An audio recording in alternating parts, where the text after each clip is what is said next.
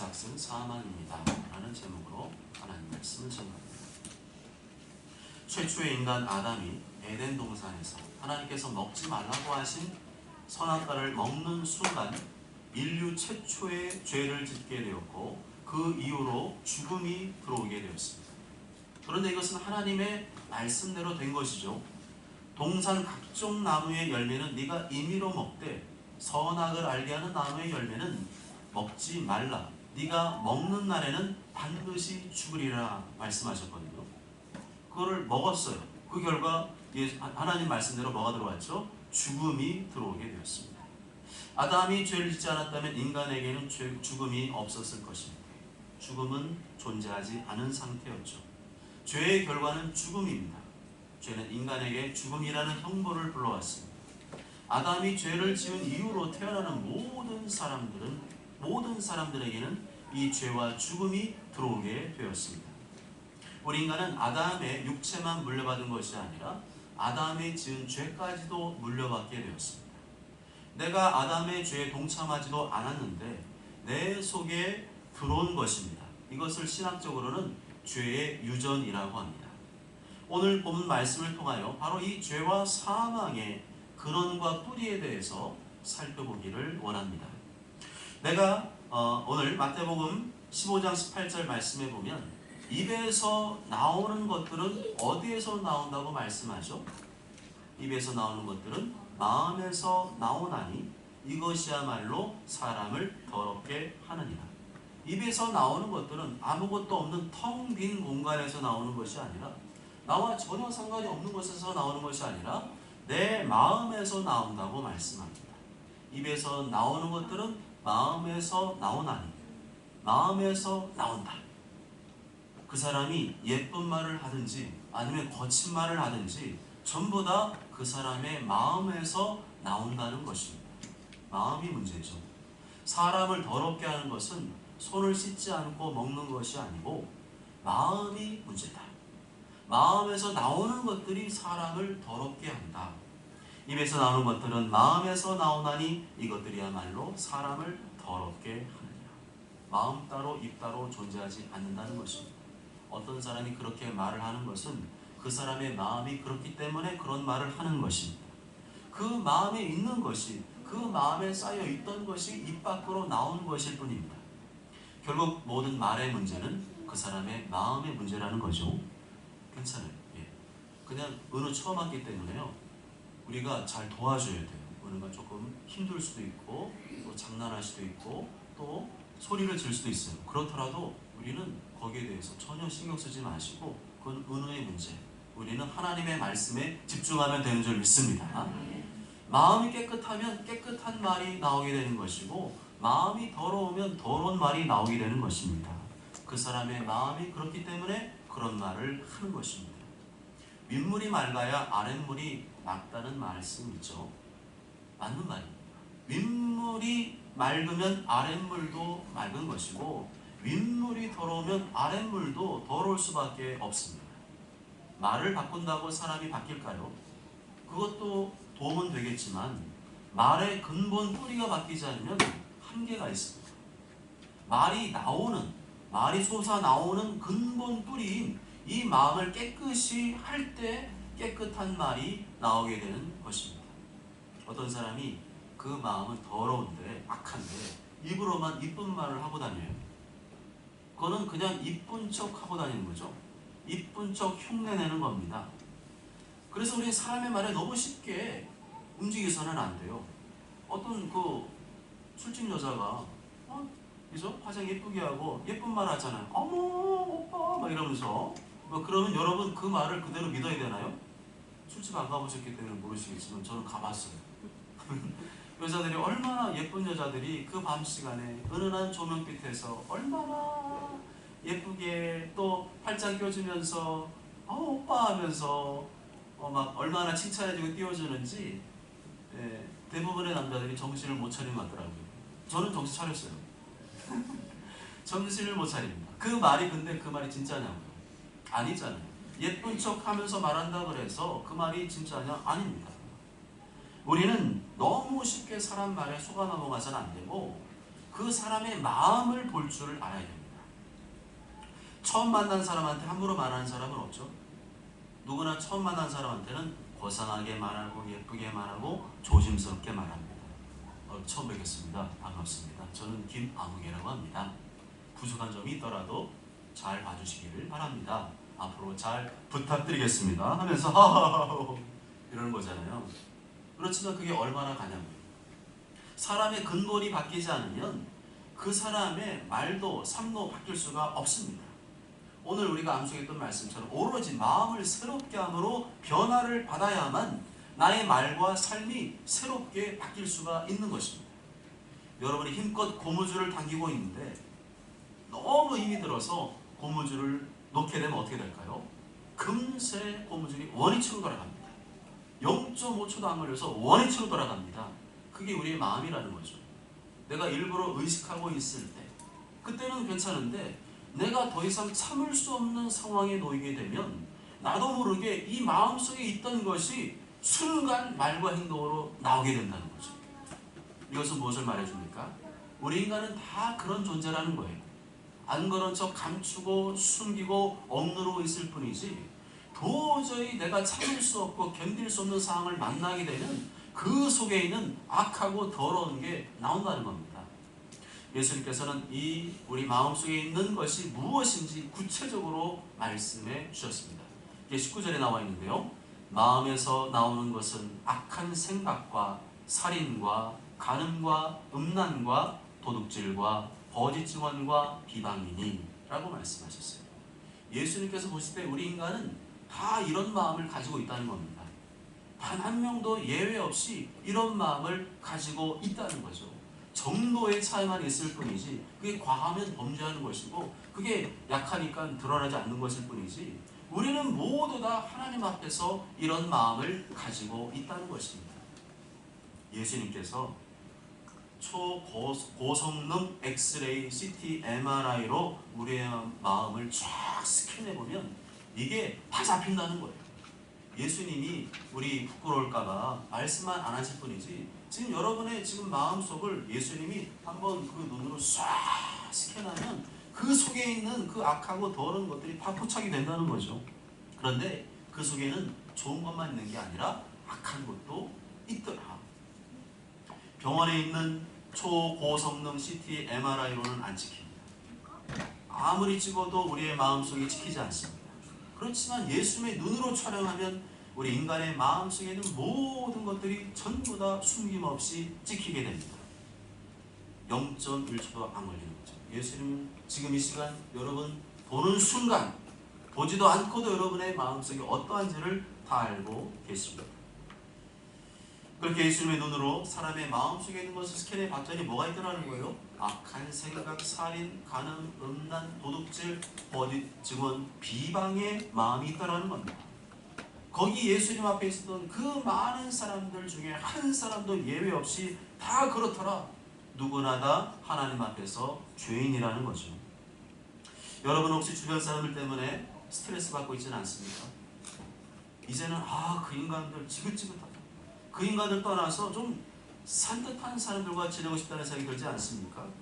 그래서 어떤 사람은 직장을 옮기기도 하고 새로 이사를 가기도 하고 또 새로운 사람을 만나기도 하죠. 그렇지만 그런다고 해서 거기에 가면 내 마음에 속 드는 사람들이 있을까요?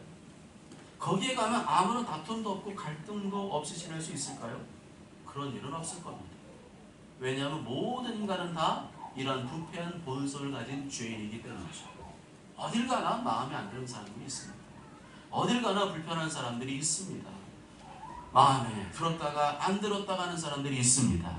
어딜 가나 그렇습니다. 인간은 다 죄인이기 때문에 그런 거죠. 이제는 그런 피곤한 사람들을 만나는 대신에 좀 안 그런 분을 만나고 싶지 않습니까?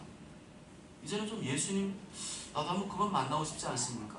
아무런 죄도 없다 그러고 아무런 악도 없다 그러고 은혜와 사랑으로 충만하다 그러고 그 예수님 만나고 싶지 않습니까? 제가 그 예수님 만나보니까 너무 좋더라고요. 사람 때문에 힘들었던 마음들이 여러 문제로 스트레스 받았던 마음들이 예수님을 만나 예수님께 기도하면서 풀어집니다. 마음이 편안해집니다. 가벼워집니다. 또 행복해집니다. 자신감과 용기도 생겨납니다. 예수께서 마태복음 11장 28절에 이렇게 말씀하셨죠. 수고하고 무거운 짐진 자들아 다 내게로 오라 내가 너희를 쉬게 하리라. 아멘. 수고하고 무거운 짐진 자들아 다 내게로 오라 내가 너희를 쉬게 하리라. 예수님 나도 만나고 싶으십니까? 경험하고 싶으십니까? 그 방법은 아주 간단합니다. 그냥 솔직하게 인정하고 시인하고 고백하시면 됩니다. 한번 따라해 보실까요? 예수님, 예수님, 예수님, 예수님, 예수님, 예수님, 제 마음속에도 제 마음속에도 악한 것들이 있습니다. 악한 것들이 있습니다. 악한 생각, 악한 생각, 살인, 살인, 간음, 간음, 음란, 음란, 도둑질, 도둑질, 거짓 증언, 거짓 증언, 비방의 마음이 있습니다. 비방의 마음이 있습니다. 이제는 죄를 떠나 이제는 죄를 떠나 예수님 안에서 예수님 안에서 쉬고 싶습니다. 쉬고 싶습니다. 편안해지고 싶습니다. 편안해지고 싶습니다. 예수님, 예수님, 지금 제 마음에 지금 제 마음에 들어와 주세요. 들어와 주세요. 그러면 됩니다. 너무 쉽죠. 이걸 안 하기 때문에 경험 못하는 것입니다. 예레미야 17장 9절 말씀에 보면 만물보다 거짓되고 심히 부패한 것은 마음이다 했습니다. 하나님께서 보실 때 우리의 마음이 부패하다는 거예요. 음식만 부패한 것이 아니라 우리의 마음도 부패하다. 썩어있다. 누가 이런 내 마음을 알겠습니까? 누가 이런 나의 악하고 부패한 마음을 알겠어요? 사람들은 모릅니다. 아무도 몰라요. 나도 나를 잘 모를 때가 있어요. 내가 말하지 않는 한, 표현하지 않는 한 아무도 내 마음이 어떠한지 알 수가 없습니다. 내 마음이 그런 줄 알면 그렇게 말을 하겠어요? 그렇게 처신하겠습니까?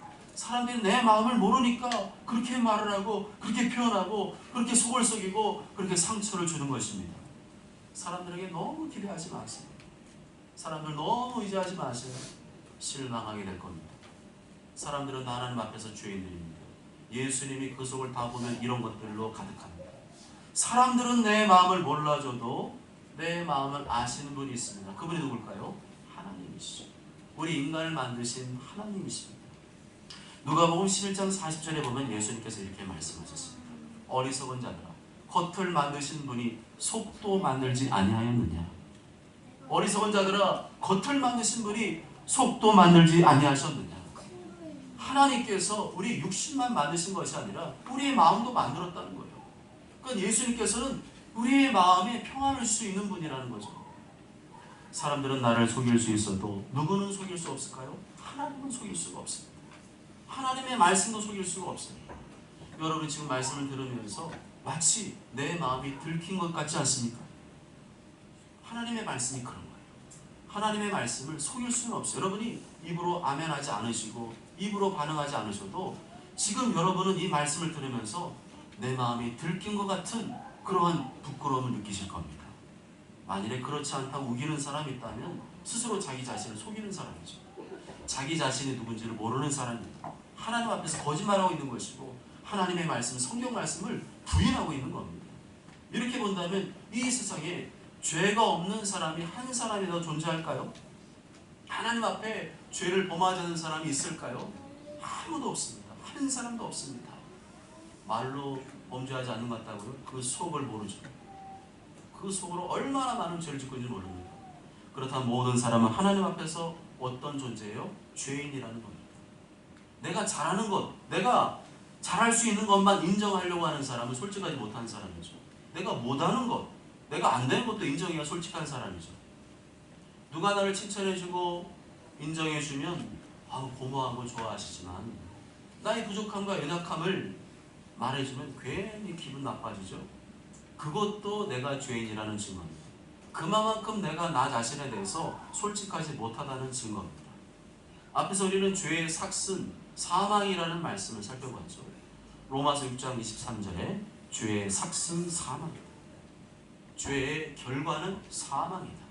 죄의 열매는 사망이다. 인간은 모두 다 죄인이기 때문에 결국 뭘 경험한다는 거예요? 사망과 죽음을 경험하게 된다는 겁니다. 이 세상에 안 죽는 사람은 아무도 없습니다. 요즘에는 거의 100살 정도 사시다가 돌아가시는 것 같아요. 우리는 단 한 사람도 예외가 없이 언젠가 다 죽게 돼 있습니다. 그렇게 인간이 죽게 되는 이유는 성경 말씀 보면 뭐라고 되어 있죠? 죄 때문에. 모든 사람은 다 죄인이기 때문에 그렇다 말씀합니다. 나이 드신 분만 돌아가시는 게 아니고 젊은 사람들도 죽습니다. 어린아이도 죽습니다. 오늘 태어난 갓난아이도 죽습니다. 내가 언제 어떻게 죽을지 모르고 있을 뿐이지 우리 인간은 모두 다 죽음을 피할 수 없는 시한부 인생을 살고 있는 것입니다. 지난주 2월 25일 오전 9시 반인가요? 세정 안성 구간 고속도로를 건설하던 중에 그 3m 위에 있는 3m 기둥 위에 있는 교각이 통째 밑으로 확 떨어지면서 노동자 4명이 죽고 6명이 부상을 당했습니다. 그 4명이 자기가 죽을 줄 알았겠어요? 이런 일은 흔치 않은 일이잖아요. 그분들의 나이가 대략 뭐 40대, 50대, 60대 이럴 텐데 아직은 죽을 나이가 아니잖아요. 그런데 그분들이 그렇게 죽을 줄 알았을까요? 모든 사람은 다 죽습니다. 아무도 죽음을 피할 수가 없습니다. 언제 어떻게 죽을지 아무도 모르지만 분명한 것은 누구나 다 죽게 돼 있고 죽음을 피할 수가 없습니다. 그런데 교각에서 떨어진 사람 중에 한 사람은 가벼운 찰과상만 입고 툭툭 털며 일어났다고 합니다. 30m 높이 떨어졌는데 흙더미에 떨어지는 바람에 죽지 않고 살았다는 거예요. 그 사람은 자기가 이렇게 살 줄 몰랐을 겁니다. 아마 떨어지면서 나는 이대로 죽는구나 했을 거예요. 인간의 운명은 아무도 알 수가 없습니다. 오늘 여러분이 죽을지 살아있을지 장담할 수 있습니까? 아무도 장담할 수 없습니다. 모든 인간의 삶과 죽음의 문제는 하나님의 주권 안에 있습니다. 인간의 모든 운명은 하나님의 손 안에 있습니다. 그런데 진짜 문제는 내가 오늘 죽든지 내일 죽든지 아니면 몇십 년 후에 죽든지 반드시 하나님의 심판대 앞에 서야 되고 하나님의 심판을 받아야 된다는 것입니다. 한번 죽는 것은 사람에게 정해진 것이요 후에는 심판이 있으리. 우리는 우리가 지은 죄에 따라 형벌을 받게 됩니다. 하나님의 심판이 있습니다. 영원한 사망과 지옥의 형벌이 있습니다. 그런데 지옥에 떨어졌는데 지옥에 가본 분들 간증에 의하면 지은 죄의 분량에 따라 등급이 또 다르다는 거예요. 히틀러 같이 많은 사람들을 죽인 독재자, 살인마 혹은 예수님을 믿는 종교가 아닌 인간이 만든 종교를 창시해서 많은 사람들로 하여금 예수님 믿게 한 것이 아니라 예수님 믿지 않는 다른 종교를 가게 만들었던 종교의 창시자들은 전부 다 지옥의 가장 밑바닥 뜨거운 데서 영원한 지옥 형벌을 받고 있다는 겁니다. 어둡고 습하고 유황 냄새가 진동하는 곳에서 아주 포악하게 생긴 마귀의 쪼무레기들이 이 지옥에 떨어진 영혼들에게 온갖 고통을 주며 잔인한 형벌을 가하고 있습니다. 심한 고통 속에서 비명을 지르며 신음하고 애걸을 해도 지옥에서는 그 어떤 자비와 긍휼도 없습니다. 방법은 하나밖에 없습니다. 길은 하나밖에 없습니다. 구원의 길이요 진리요 생명 되시는 예수님을 믿고 그분의 말씀을 따르지 않으면 이 영원한 죄와 사망의 형벌을 피할 수가 없는 줄 믿습니다. 나를 죄와 사망에서 구원하시기 위하여 예수님께서 나에게 무엇을 해주셨나요? 나 대신 십자가에서 피 흘려 죽으시고 다시 부활하셨습니다. 나 대신 죄의 모든 형벌을 대신 받아주셨어요. 그래서 예수님 믿지 않으면 내가 지은 죄값을 내가 다 치루어야만 되는 겁니다. 성경에 보면 에녹과 엘리야라는 사람이 등장합니다. 이 사람들은 특별히 죽음을 보지 않고 천국에 올라갔어요. 이것은 예수님 다시 오실 때 그 당시에 예수님 진심 믿고 따랐던 사람들도 그렇게 죽음을 보지 않고 천국에 올라갈 것을 예표하는 사건입니다. 이 땅에서 예수님을 믿고 그분의 말씀에 순종하며 산 깨끗한 신부들은 다 그렇게 휴거될 것이다. 죽음 보지 않고 올라갈 것이다. 예표하는 것입니다. 이렇게 죽음 보지 않고 예수님께서 오라 하실 때 공중으로 올라감을 받게 된다는 거죠. 요즘 많은 사람들이 죄와 사망의 포로가 되어서 두려움과 불안의 지배를 받으며 살아가고 있습니다. 내 속에 두려움과 불안이 있다면 그것은 반드시 짚고 넘어가야 될 문제입니다. 예수님 우리에게 두려움을 주지 않습니다. 예수님 우리에게 불안을 주지 않습니다. 그렇다면 이 두려움과 불안의 원인이 무엇인지, 왜 두려움과 불안이 떠나가지 않는 것인지 반드시 점검해 봐야 됩니다. 그것이 오랜 기간 겪어온 상처들이나 아니면 어떤 큰 사건으로 인한 충격 때문일 수도 있고 내가 지은 죄악 때문일 수도 있습니다. 누구든지 큰 고통을 겪게 되면 두려움과 불안이 생기게 되죠. 회개하지 않고 계속 죄를 짓게 되면 그 마음에 두려움과 불안이 생기게 됩니다. 이 두려움과 불안이 쌓이고 계속 쌓여서 나를 완전히 지배하게 되면 정신병에 걸리게 됩니다. 두려움과 불안이 자꾸만 강해지면 강해질수록 불안장애, 강박장애, 공황장애 같은 마음의 장애가 생기게 되는 것이죠. 공황장애 걸린 사람은 바깥에 못 나갑니다. 나가면 죽을 것 같아요. 누가 날 죽일 것 같아요. 길을 가다가 교통사고 나서 죽을 것 같아요. 그런 생각이 머릿속에 떠나가지 않는 사람이 밖에 나갈 수 있을까요? 그게 공황장애입니다. 그렇게 두려움과 불안의 포로가 되어 산다면 얼마나 불행합니까? 아무리 돈이 많고 유명하고 성공했어도 끊임없는 두려움과 불안에 시달리며 산다면 그것은 행복한 인생이라 할 수가 없습니다. 사람들은 죽으면 끝이라 말을 하죠. 그런데 죽으면 끝이라고 말을 하면서 왜 두려워합니까? 죽으면 끝인데 왜 두려워하냐고요. 그것은 죽어도 끝이 아니라는 것을 보여주는 거 아닙니까? 모든 두려움의 뿌리에는 바로 이 죄가 있습니다. 죄의 문제를 해결하지 못하면 두려움 가운데 살게 되고 두려움이 나를 엄습합니다. 두려움이 나를 질식시킬 수도 있습니다. 그리고 그렇게 두려움 가운데 살다가 죽으면 하나님의 심판을 받게 됩니다. 요한일서 4장 18절에 사람 안에 두려움이 없고 온전한 사랑이 두려움을 내쫓나니 두려움에는 형벌이 있습니다. 두려워하는 자는 사랑 안에서 온전히 이루지 못했느니라 말씀합니다. 사랑 여러분, 죽음 이후에는 하나님의 심판이 있기 때문에 이 땅에서 막 살면 안 됩니다. 함부로 살면 안 됩니다. 모든 심판의 기준은 하나님의 말씀입니다. 날마다 말씀 읽고 묵상하며 그렇게 순종하며 살아야 됩니다. 그러나 그렇게 살려고 해도 애써도 안 되는 부분이 있죠. 그렇게 살지 못하는 부분이 있습니다. 그럴 때마다 회개하고 돌이키며 다시금 말씀에 순종하며 살아가야 됩니다. 그렇게 거룩한 삶을 산 자들이 가는 것이 영원한 천국인 줄 믿습니다. 그래서 예수님께서 누가 복 있는 자라고 하셨어요? 세상에 돈 많이 벌고 성공한 사람이 아니라 그 사람 죽으면 이제 심판받는데요. 그게 아니고 예수님을 믿고 그분의 말씀을 듣고 지키는 자가 복이 있다고 말씀한 줄 믿습니다. 누가복음 11장 28절에 하나님의 말씀을 듣고 지키는 자가 복이 있느니라. 진짜 복은 예수님을 믿고 하나님의 말씀대로 사는 것입니다. 하나님의 말씀 듣고 지키며 사는 것입니다. 그럴 때 하나님 앞에 가면 심판이 아니라 칭찬이 있습니다. 상급이 있습니다. 영원한 영생 복락 기다리고 있습니다. 그래야 할 때, 말씀에 순종하며 살아갈 때 자연스럽게 두려움이 떠나가게 되고 불안이 떠나가게 되고 하늘의 평안과 기쁨이 나에게도 임하게 되는 것입니다. 모쪼처럼 모두가 나의 죄를 대신해서 십자가의 피를 주시고 다시 부활하신 예수님을 믿으시고 날마다 그분의 말씀에 순종하여 사심으로 날마다 평안과 기쁨을 누리며 살고 주의 뜻 감당하다가 예수님의 영원한 품 안에 안기게 되시길 주님의 이름으로 축복합니다. 아멘.